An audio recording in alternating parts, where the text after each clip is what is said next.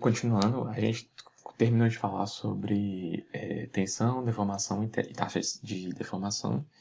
E aí a gente... Tensão, deformação e taxa de deformação, e a gente vai falar um pouquinho sobre viscosidade. A gente já viu um conceito de viscosidade quando a gente falou de fluidos e fluidos newtonianos. Viscosidade era a relação de proporcionalidade entre a tensão cesariante e o gradiente de velocidade, que a gente viu que está relacionado, né, aqui no caso com a taxa de deformação. Então, outra coisa, né, viscosidade é essa dificuldade do fluido escoar. Quanto maior a sua viscosidade, maior a dificuldade dele escoar, dele escoar, né, na ideia prática, que quando você vê a viscosidade dessa fórmula é essa. A gente tem essa viscosidade que a gente viu lá, é a viscosidade absoluta, né, que a gente conhece, que a gente viu nessa fórmula dos fluidos newtonianos. Essa viscosidade, lembra que ela depende do perfil de velocidade. Então, ela é uma propriedade que vem de dados geométricos, né?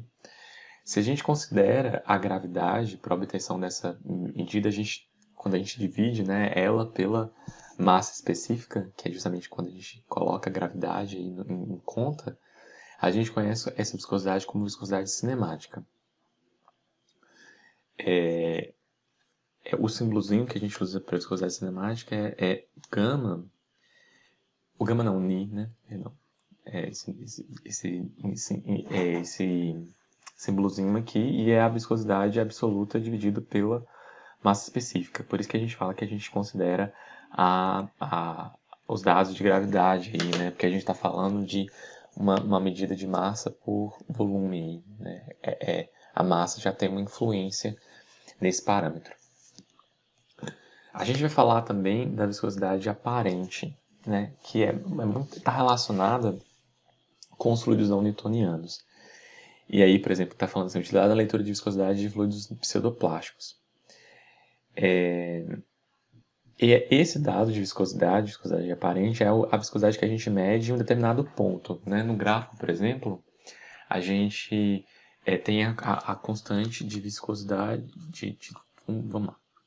No gráfico a gente tem a tensão, desalinhamento pela taxa de deformação, por exemplo. E a gente vai ver ou um gradiente de velocidade, né? Ou taxa de deformação. A gente viu que eles vão ser equivalentes. E aí, nos fluidos newtonianos, isso daqui é uma reta. E o coeficiente angular dessa reta que é justamente a viscosidade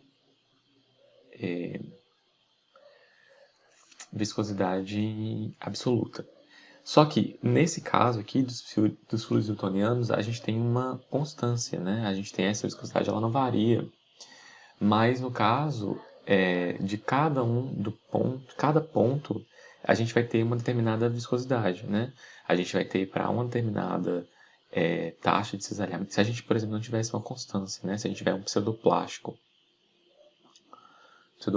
ele diminui, né, a viscosidade. Então, o pseudoplástico é assim. Se a gente tem um pseudoplástico, essa viscosidade ela não é a mesma. E aí, para cada ponto aí dessa taxa de cisalhamento, desse cisalhamento que a gente vai... Dessa taxa de cisalhamento, não, desse cisalhamento, a gente vai ter uma viscosidade. Então, é o que a gente chama de viscosidade aparente. É como se para cada ponto aqui a gente tivesse uma determinada viscosidade. Que a gente vai dar essa letra, né, de viscosidade não newtoniana. No caso, está relacionado... não é essa letra não. Essa letra que é para a viscosidade não newtoniana. Para cada ponto, essa viscosidade que a gente tem dessa taxa de cisalhamento, a gente vai ter uma viscosidade, né? No caso aqui, a gente vai ter uma taxa de cisalhamento constante. Um gráfico vai ser um pouquinho diferente. E aí a gente vai ter um ponto, né? Ok. Então essas são as ideias que a gente tem por trás dos conceitos de viscosidade. E aqui a gente falou disso aqui por conta que a viscosidade é muito importante em rheologia, né? Que é justamente quando a gente estuda o efeito, como o material flui, né? Ou ele se comporta ao sofrer uma tensão. Ok, e aí vamos retomar, né, de novo lá, a gente falou um pouquinho dessa viscosidade absoluta, o conceito de fluido newtoniano. Então, é o fluido em que há uma proporcionalidade entre o gradiente de velocidade e a tensão de cisalhamento. E essa, conceito de proporcionalidade é conhecido como viscosidade, né, absoluta. Então, no fluido newtoniano, a maior parte dos fluidos que a gente conhece são fluidos newtonianos, né?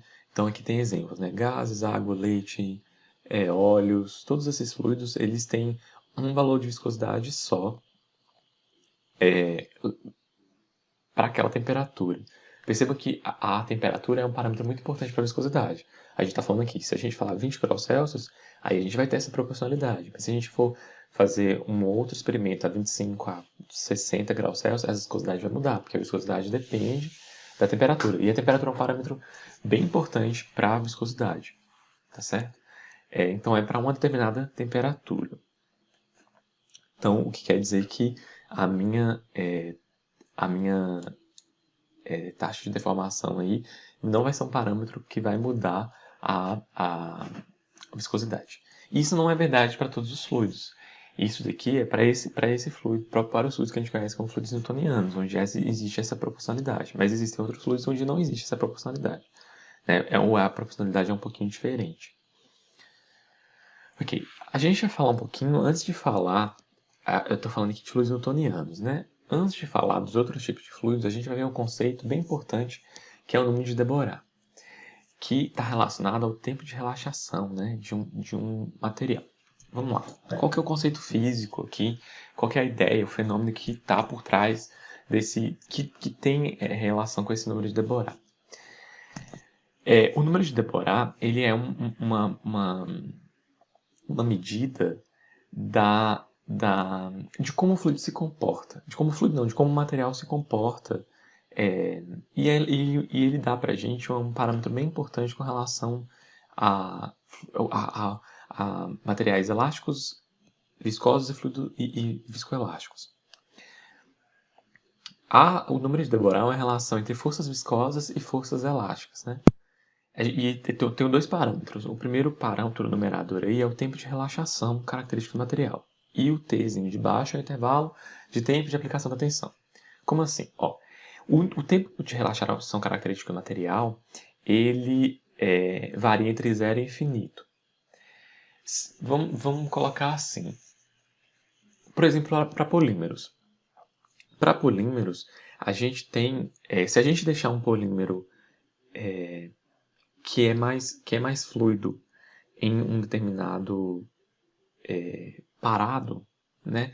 Se a gente, por exemplo, fez uma deformação no polímero e a gente deixar ele lá parado, existe uma tendência das moléculas do polímero, que tem cadeias longas, que estão deformadas, de voltar para a posição inicial.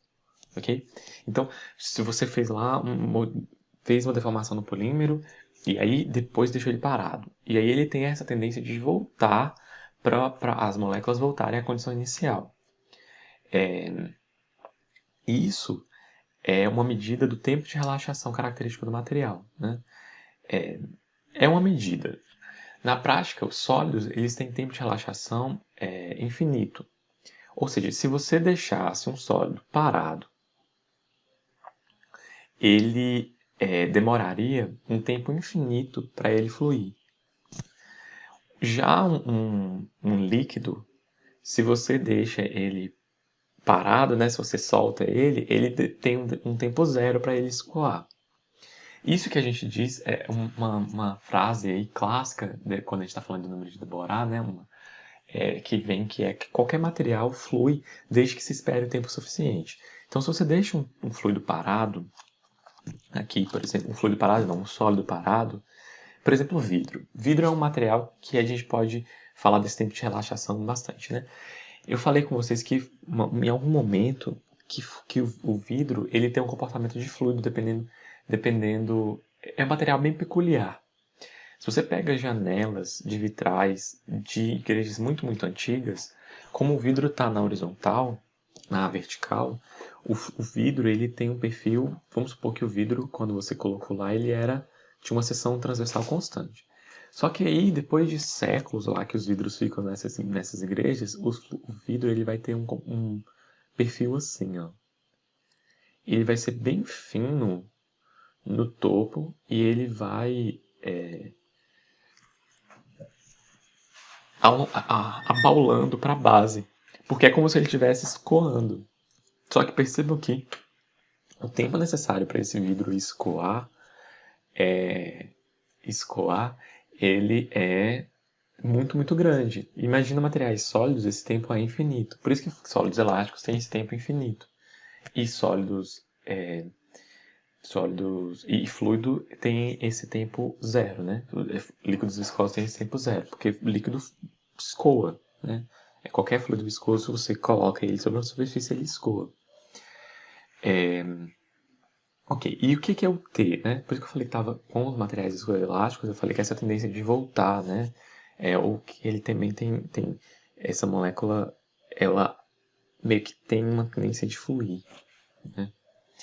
E o que é o T, o parâmetro de baixo, né? Esse T é o tempo que você aplicou a deformação.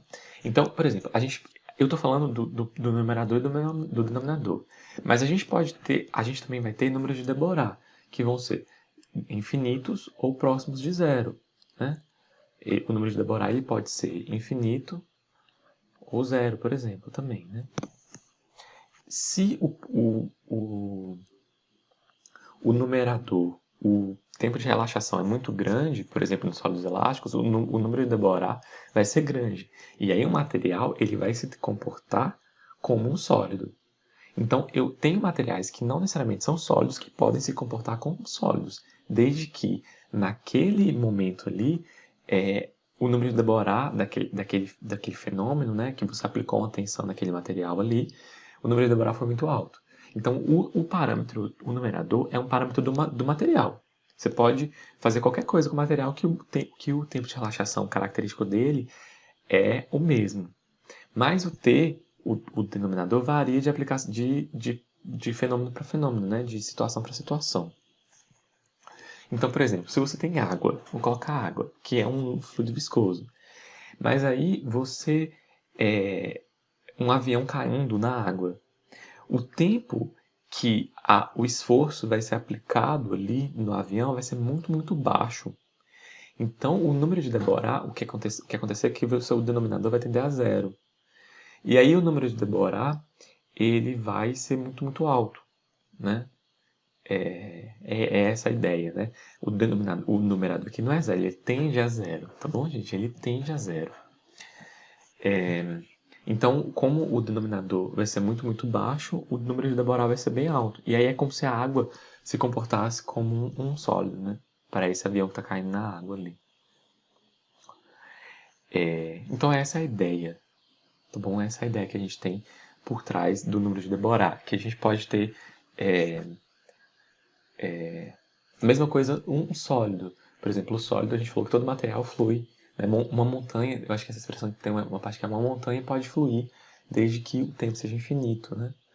Desde que se espere o tempo suficiente. Então, no caso do denominador, aí seria muito grande. E aí faria com que o número de Deborah diminuísse. Que é relacionado a, a essa fluidez, né, do material. Tá bom? Ok, e aí agora a gente está colocando um parâmetro aqui que é o tempo de aplicação da carga.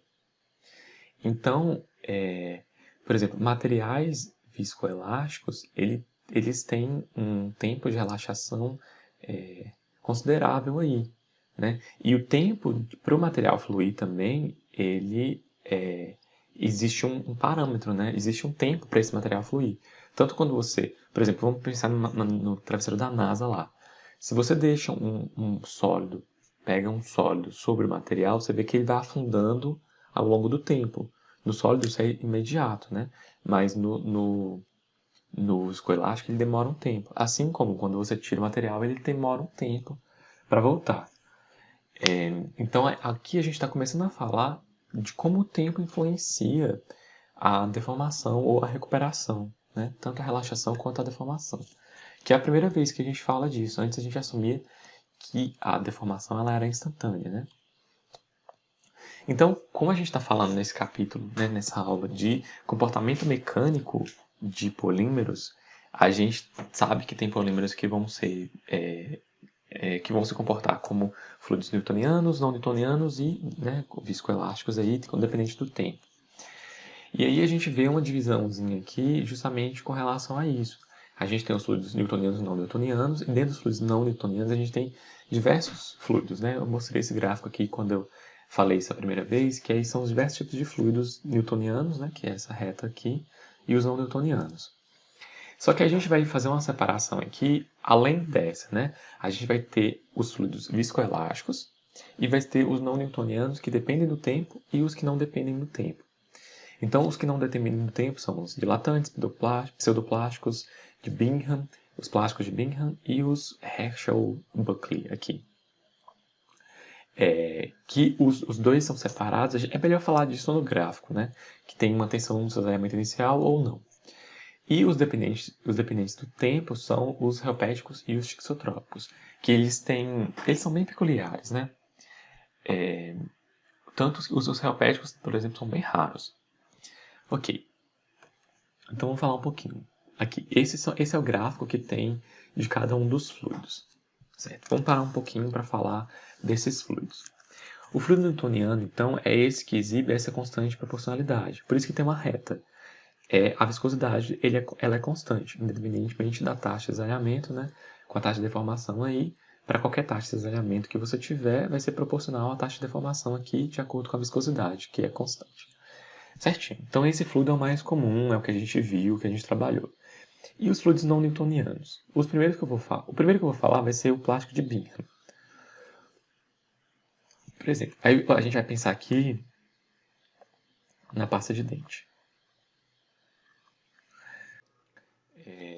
Aqui a ideia é que você, da pasta de dente aqui, é que você precisa de uma tensão inicial para que esse fluido escoe, né? Para que tenha um comportamento de fluido. E depois que ele começa a escoar, ele vai ter um comportamento de fluido newtoniano, né? Só que existe essa tensão inicial que você precisa aplicar, tá bom?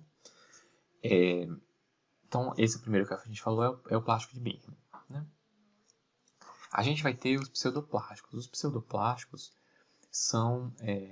a gente vai pensar aqui em tinta, né? A tinta ela é um fluido, só que quando você aplica a tinta, fica mais fácil de escoar. Então, quando você aumenta essa taxa de deformação, né, a tensão que você precisa para fazer ela escoar é menor. E o comportamento eu falei primeiro de taxa de deformação, mas tanto faz, né? À medida que você aumenta a taxa de cisalhamento, você vai ter um comportamento de mais fluido, ok? Então esse é o comportamento aí que a gente tem para pseudoplásticos. Para fluidos dilatantes, a gente tem o comportamento do amido, né? Amido com água, da maisena. Então, o fluido dilatante é aquele que ao você aumentar a taxa de cisalhamento, né, aumentar a taxa de deformação, ao aumentar a taxa de deformação, você faz com que o fluido comece a se comportar cada vez mais como um sólido. Ele vai ficando a viscosidade vai aumentando cada vez mais. Por isso que a curva vai inclinando, né? Vou mostrar um vídeo desse aqui para vocês. Então esse é o vídeo, vou mostrar para vocês esse vídeo, né, já uma vez, que é o vídeo esse aqui é maisena, né, cornstarch é maisena. Então ali ele estava tendo estava apertando, né, então ele estava tendo um comportamento como se fosse um sólido. E aí, quando você deixa, ele tem esse comportamento de fluido. Agora a gente está falando do número de Deborah aí, né, tem esse é o tempo de relaxação, né, o material como ele estava aí, e aí o tempo para ele escoar, tá bom? E aí esse é o tipo de fluido dilatante, né? Ok? Beleza. Agora a gente vai ter esse fluido aqui, que é o de Herschel-Buckley, né? Que é um fluido que precisa de uma tensão mínima, né? Ele precisa de uma tensão mínima para começar a escoar, e depois que ele começa a escoar, ele se comporta como um pseudoplástico, tá bom? Então ele precisa de uma tensão para escoar, e depois que ele começa a escoar, ele vai a viscosidade vai diminuindo. Ele fica parado, né, com um comportamento como se fosse análogo ao sólido. Ele só começa a escoar depois de uma tensão de cisalhamento mínima. E depois que ele começa a escoar, a viscosidade dele vai diminuindo, vai ficando mais fácil de escoar. Ok, além desses dois, além desses aqui, que não são dependentes do tempo, a gente tem o comportamento dependente do tempo, que são os fluidos tixotrópicos e reopéticos, né? Qual que é a ideia do fluido tisotrópico? O fluido tisotrópico é um fluido que, ao você agitar, ao você inserir aí uma deformação, ele vai ficando mais fácil de escoar. Só que ele vai ficando cada vez mais fácil de escoar, tá bom? Toda vez que você voltar e mexer de novo esse fluido, ele vai ficar mais fluido. Então, por isso que ele é dependente do tempo. E existe essa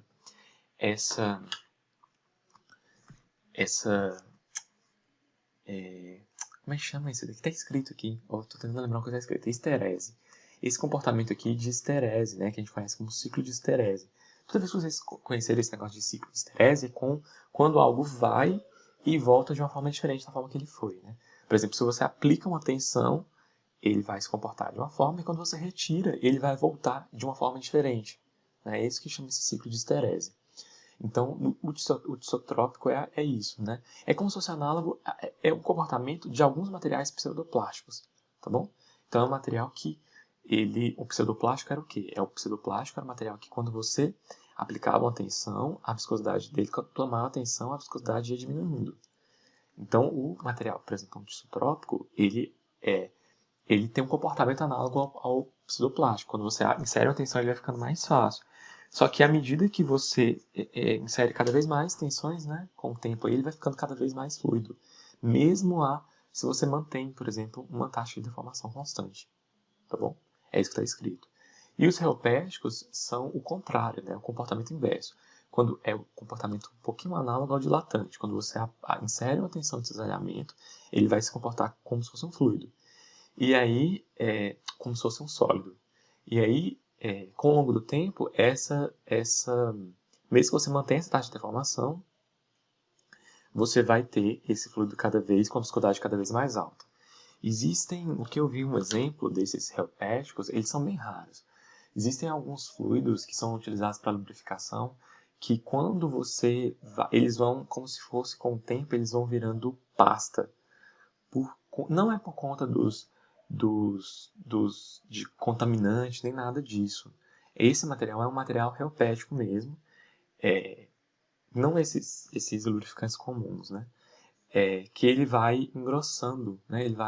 A viscosidade vai aumentando com o tempo. Então esse é o comportamento aí reopético. Ok, quando a gente começa a falar desses comportamentos aí com o tempo, a gente começa a falar, né, do número de Deborah. E aí a gente não tem como não falar, né, da viscoelasticidade. Porque a viscoelasticidade ela é um parâmetro interessante para a gente aqui, porque é uma recuperação que depende do tempo, né? O que não acontece muito em fluidos newtonianos nem em sólidos elásticos, né? É como se fosse um material intermediário. Então, por exemplo, a gente já falou, eu vou falar muito mais não, porque a gente já falou disso, de viscoelasticidade no começo, né? Então é isso, aqui a gente encerra e depois a gente vai ver, na outra aula a gente vai ver outro tópico. A gente vai falar um pouquinho mais um pouquinho de viscosidade.